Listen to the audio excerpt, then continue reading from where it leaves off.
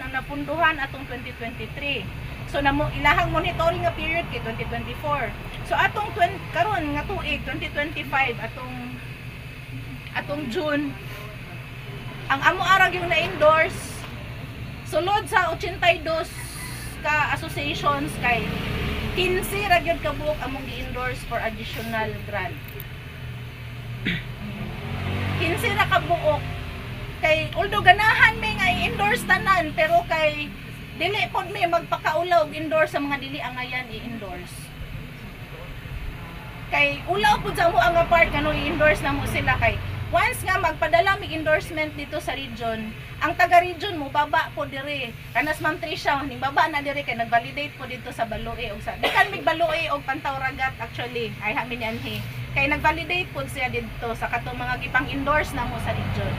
So kanang kuan ba kanang nalipay pod mi nga sa amo ang gipang-endorse sa 15 ka buok tanan pasar tanan qualified nga makadawat sa additional grant.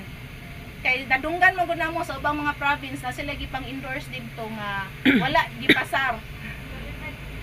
Disqualified gyud no. Wala gyud gipapasar sa region.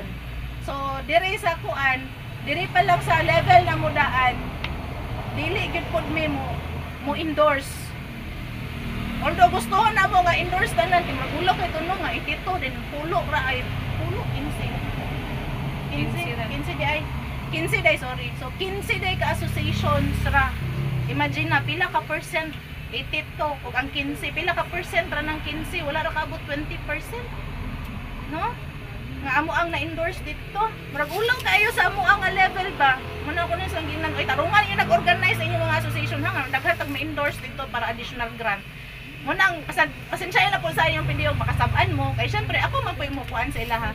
Nganong yun sa din yung pag-organize nganong nainana man na nganong dili man sila kuan di ba? So mo na nga sila po usahay makuan po sila nga nganong ma-stress na sila basta ako imutingog kay hilumon man ko sa opisina pero ako inig mo istorya na ko makuan na sila makulbaan na sila.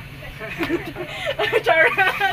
Ito ana na siya so moto ako alang yung kuan sa inyo is tarungon ninyo o pag-manage ang iyong project, then kamo pod as an association nga magpabiling magkahiusa, dapat magsinabtanay, no? O ang respetar, naagyod kanunay permi sa isig usag-usa. O tanan pod, dili lang officers, apil gyud ang membro, magpakabana kay kaning inyong kuan, kamo man pod tanan makabenepisyo ani. So, maayong adlaw o congratulations again.